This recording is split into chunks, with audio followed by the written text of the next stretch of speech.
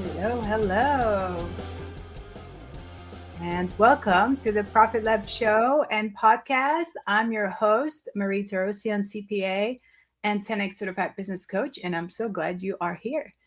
If you're new to the show, go ahead and subscribe or follow wherever you are watching or listening to us on the platform that you of your choice, so you can go ahead and get alerts when we drop new episodes, which is every Wednesday at noon Eastern Time.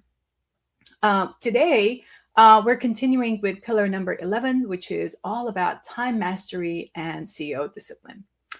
We're going to focus on what are the routines you're going to have to do, the schedules that you're going to keep to be able to stay productive and in control of your week. Sounds good? Let's get started. Okay. Why do routines matter more than motivation? That is the question. The answer is motivation is unreliable, but routines are not. High-performing CEOs don't wait to feel like it. They just decide in advance, put it on the calendar, and show up whether they feel like it or not. Have you been in that situation where you just don't feel like it? You don't want to show up? Grant Cardone says, at part of the 13 rules of success, the first rule of success is to show up. So show up, whether you feel like it or not. But that's not going to happen if you have not built your discipline. Here's some things when motivation-based leadership could look like, right? A business owner that posts content only when inspired, but the lead flow is inconsistent, right? You can't just post only when you're inspired. You have to have a schedule of content that's already set up, scheduled to go out on a consistent basis. Now, you can add another post while you're in that very inspired mode. There's nothing wrong with that, but just it's about building that discipline. Another motivational example is like when a CPA owner, for example, reviews numbers only when they're stressed out. So decisions become reactive. You don't want that. You want everything to be in a scheduled, consistent, disciplined manner. Routines are basically, or discipline, when you build your discipline, that's how you stop basically paying the chaos tax. Do you want to pay a chaos tax? I don't. All right. So here's the 3 core CEO routines that I'm going to cover today. Number 1, daily startup routine. Number 2, the daily shutdown routine. And then number 3, the weekly CEO review and reset. All right. So the first one, let's get into it. The first one is going to be the daily startup, which is going to be about 15, 30 minutes on your calendar every morning. You're going to ask yourself, what are my top 3 outcomes for today? What are the 3 things that I'm definitely going to have to do? And it's that biggest impact in my business or for my business. What must happen today for this day to be a win, right? We want to have wins every day. One of the things that I do always with my coaching clients is that as soon as they show up, we say hello, and I'm like, what is a win you want to share, right? Every day we want to have a win. You want to share your win? Make sure you put it in the chat, and I'm going to support you through that, okay? Remember, this is a very interactive podcast. I want you to be able to put in the comments, your thoughts, your comments, things that you're thinking of. What are the things that you're learning right from the podcast? And let's have a conversation. And number 3, so we said 3 outcomes for today. You want to, figure out what is going to make today a win. And the third thing, what could you delegate or delete or just delay? Like, it's not a priority. Delays are not always a bad thing. You can delay something if it's not a priority. For example, I had a family situation a couple of weeks ago, actually, and I had to delay quite a lot of things. I had to move my schedule and clear it up for 2-3 days because I had to take care of a family member in my household. So that's something that's important, So that morning, I was making some really tough decisions because I had to be in the hospital. Then I had to have a few days of taking care of this family member. So, the calendar has to shift. So every morning, check your calendar and check your pipeline, right? Pipeline for your sales calls. And then choose your first deep work block. What is that going to be? What is that first time? Because for many of us, the morning before the craziness of the day happens, it's a really good time to do focused, deep dive work. So then when you're looking at the 3 outcomes from there, then bring it down to like, what is the first one that I'm going to focus on that's going to take that deep dive work? Okay. So I'm going to give you some examples now for some top three outcomes you can consider for your day. Let's say you follow up with five warm leads, right? 5 people that they've been introduced to you, they've been referred to you.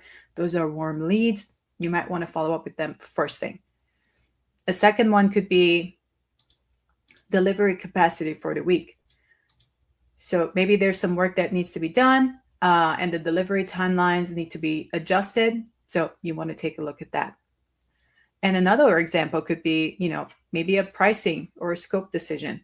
Maybe there's some type of a decision you have to make on the strategy of, some pricing. So these could be just examples, of course, just 3 outcomes that you want to look at for the day, and then decide which one you want to start with. All right. Now, going into the second one, which is the daily shutdown routine. This could be anywhere from 10 to 15 minutes at the end of each day. And here's what you're going to do. You're going to be reviewing what you accomplished for the day. I think this is something we skip so many times. Like we finish work and we just like shut down the laptop and step away. You're like, I'm done. But I think it's really important to give yourself 15, 20 minutes just to think through, okay, here's my accomplishments. And then maybe you look at some things that you really didn't get to, but it still needs to be done. So these are some tasks. You might move it to the next day or the day after, just to make sure that you're finding that right time for it to still happen. So nothing gets missed. If you just didn't get to it, I mean, other things come up sometimes. You didn't get to it, it doesn't get lost. It gets moved up to another location in your calendar, always scheduled, so you can work on it. And then again, one of the other things you get to towards the end of the day is just really deciding what is the next tomorrow's top 3 things, right? So that way you're actually ahead of the game. You know exactly what you're going to work on the following day. It just makes the morning routine a lot faster for the following day. So this basically prevents also your CEO brain from following you to bed. Have you actually just been wide awake? You can't put anything aside. Your mind is going into all the different things that needs to be done. My goodness, that could be so exhausting, right? You can't get a good night's sleep because your mind keeps working. It used to happen to me all the time whenever I did financial analysis, deep dives into trends and numbers, so I have to have some kind of a wrap up for the day. Otherwise, it just keeps going in there. And if I haven't solved that one item, it will probably my brain will keep working all through the night until it finds that number. So one of the geeky things about me. But so as a CEO, though, like one of the things I like to do is to just wrap up for the day and say, you know what, here's the things that I completed. Here's the things that I'm going to have to move it to the next day or the day after, and just find the right place for it, and just getting ahead of like, what am I going to focus on tomorrow? And I've wrapped up the day. I go to my family already wrapped up. The work is behind me. I don't have to worry about it, and I can be fully present for my family. So the third thing, right? We talked about the morning routine, the evening routine, and now we're going to talk about the weekly CEO review and reset. And this could be anywhere from 60 to 90 minutes. This is more about working on the business. So reviewing things that happen. So for me, I've actually scheduled this time to be on Saturday morning when everybody's sleeping and I'm not going to be disturbed by anything. That's when I'm going to be working on it. So you might have a different day that's more convenient for you. For me, this is one of the things I've done for Saturday morning. So on that weekly review, you're going to look at the money, right? The revenue, profit, cash runway. Where are we at? Okay, for the week. Other metrics, let's say, how many leads you got this week, how many sales calls, any delivery, any capacity of those things that needs to be done, any work that needs to be allocated to the team, those type of things. And then the momentum, what moved the needle and what didn't. I think this is something we skip quite a lot. We can look at all the KPIs, the money, the financial KPIs, other metrics, and for the sales. But we don't really look at what really moved the needle. And then we just get into this loop, and it happens to all of us, right? And we just get into this loop of just doing and doing and doing and doing, but not really looking at like what we're doing. Is it actually moving the needle? I think this is a very, very important question to ask yourself every time that you're doing that strategy, that time where just CEO review. So once you do that review, what you want to do is just set the top 3 priorities for the coming week. So for example, on Saturday, if I'm doing this review, I'm going to say, okay, for the coming week, Monday through Friday, what are the top 3 priorities that I need to achieve for that week? And then put it on the calendar if they're not. Sometimes it's already there. Maybe, I do try to plan ahead as often as possible. I'm one of those that I have my, every task and everything that I need to respond to. For example, in June, I'll be speaking at the Florida Institute of CPAs at the mega conference. And I have 2 different speaking opportunities. So I have to, there's some content to create, the presentation to put together. So those are things that are part of what I do. So it's something I want to put on the calendar and make sure that I submit everything timely. So that those would be, for example, just examples of priorities that you could set for the following week. Okay, this is a due date, which reminds me, I have to submit something by May 18, but I'm going to submit it early because I'm going to be busy this weekend. I'm going to the Wealth Conference and I'm going to be super busy Saturday, Sunday. So I need to submit by Friday. So here's a very simple weekly agenda that you can think through. Is like you want to check the money, the finances, right? Just very high level, revenue, cash, those type of things. Those are just key things to look at. The pipeline check, any deliver capacity that you need to check. Team check, right? Is your team able to complete the work as needed, as requested, as allocated? And then what are the next week's top 3 things that you as a CEO will focus on? All right. So I want to regroup again. We had the morning routine, we had the evening routine, and then we just did the weekly CEO routine. Do you feel empowered? You better feel empowered. Okay. The other thing that I think sometimes we totally forget about is protecting our time and the things that are non-negotiables, right? So non-negotiables, could be obviously your CEO time. That's very important. Otherwise, how are you going to expand the business? It could be sales time. If you're the only salesperson, that could be something that you would be, making sure to protect. So that's not going to be moved. Another thing could be health and family, right? It's very important. In my calendar, I have health and family time absolutely blocked up, and it's not going to be moved unless it's an emergency. My children drop off, school drop off, pick up, drop off. Those are like, I can't move them. I have to do it. So it's important. So think about it. If everything is flexible, nothing is really important. So you want to really pick and choose what is really important to you, and it's non-negotiable. It has to stay on the calendar. And here, let's just take a few more examples.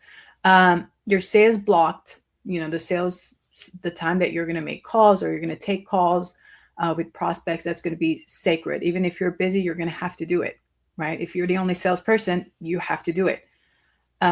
Your CEO review, that's another sacred time where you want to be able to prevent fires, not just turn down fires, right? When you're planning ahead, you're ahead of the game. You're anticipating certain things.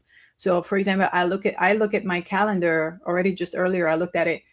I look at it like all the way through mid-June, actually, because I have so many different travel coming up, and I have conference this weekend. I am traveling next week for a family thing. And I think a few weeks after that, I have a mastermind I'm attending. And then after that, I'm speaking at the FI Senior Conference. So it's like the next 4 or 5 weeks, it's already packed. So I want to make sure that the things that needs to be done for each and every week, I I'm way ahead. I know what to anticipate. If I need to have a team member take on something, I can plan ahead, right? The health block is also sacred, right? You don't want to be burnt out and get ill, because if you get ill, who's going to run the business? If you don't have a team running it for you, then it's even worse. So if you're one person business owner, or one person with some contractors, like, who's going to run the business? So you want to make sure that you take care of your your health unit. You want to spend time working out or eating healthy, and setting aside time for some meditation, a Bible study, whatever actually helps you mentally and physically be well. Okay.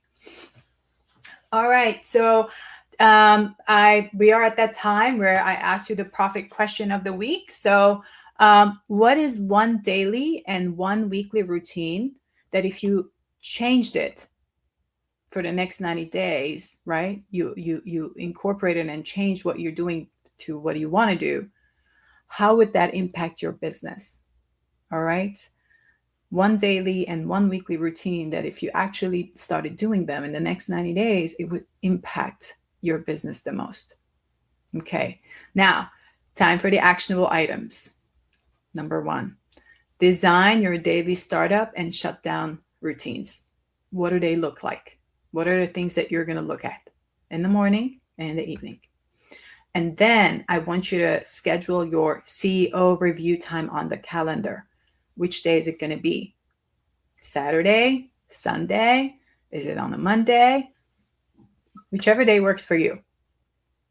And then pick one non-negotiable and protect it for the next 4 weeks. Is it going to be your health, your family time, whatever that is? Pick it. It's a non-negotiable. It's not going to be moved, and you're going to protect it. Okay. All right. So I hope this was, very helpful to you. Again, I always want to make sure that every episode brings you true insights and actionable items that you can implement into your life, your business, as a CEO, as a business owner, and then to help you expand your business and empower your potential. So with that, on the next episode, we're going to be moving towards pillar number 12, which is about wealth creation, exit, and legacy planning, and then how to make sure all this works actually translate into long-term freedom for you and your family. All right. So with that, I will see you next week. Have a great rest of your day.